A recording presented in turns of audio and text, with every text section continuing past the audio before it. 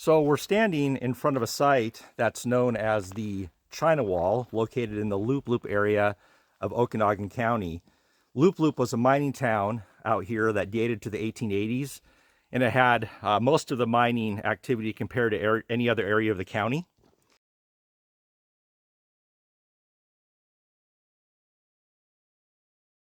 So as far as this particular structure, it's affectionately and locally known as the China Wall, and it is actually historically known as the Arlington mill site. So to give you a little bit of information as far as how this structure came to be, a prominent lawyer from the East Coast who lived in Portland by the name of Jonathan Bourne Jr.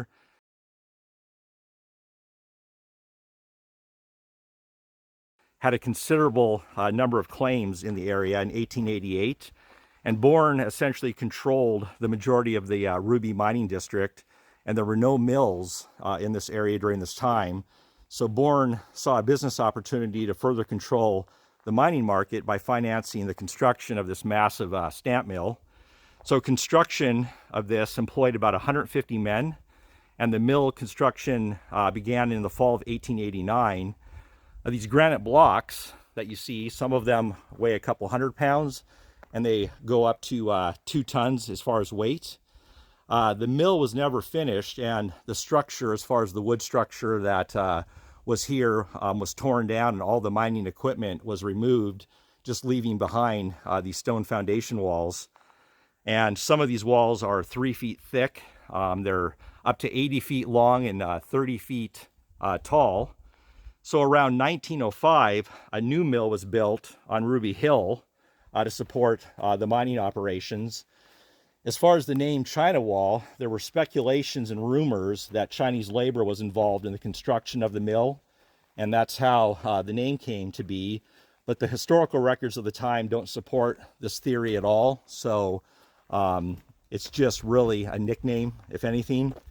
And in 1893, a national depression and silver prices falling from the Silver Purchase Act of 1890 forced the government to stop buying silver, and this resulted in the collapse of the mining boom in this area. And as a result, this mill never came into production or really to be. But it's a really interesting site. It's hard to probably give you some perspective on video, but in person it's rather impressive. So we're going to take a walk down this way and see if we can follow this trail up and around and show you up a little higher and what some of the interior of the walls and foundation of the mill look like.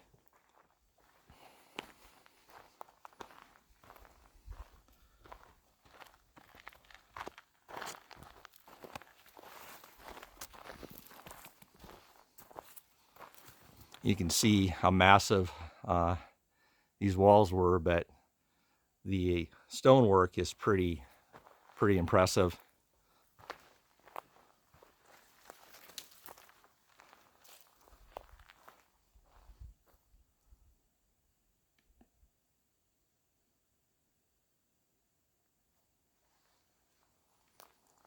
Kind of on a trail here, I'm trying to be, again, careful of not doing anything that would be considered disrespectful to anybody who owns this. But you can see how the mill site wrapped around here. There is a trail that goes up here.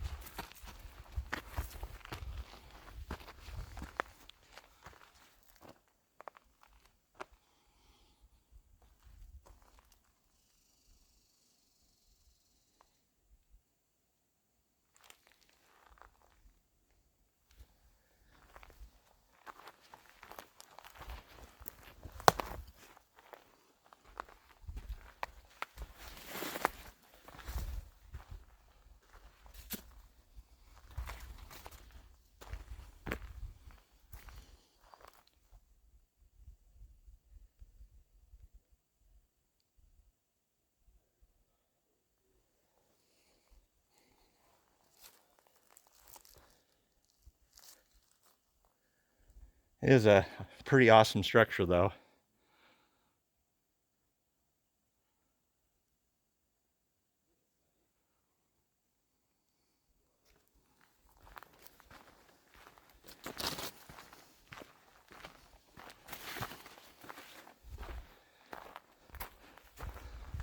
Kind of look up here on this last tier.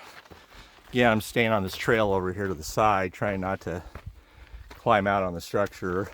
Just be, like I said, as respectful as possible.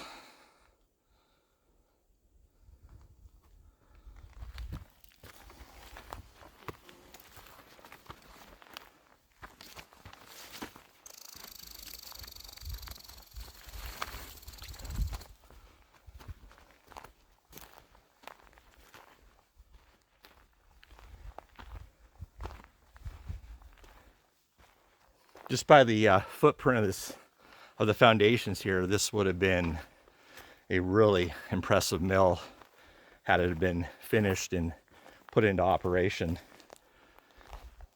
It's just massive, the footprint.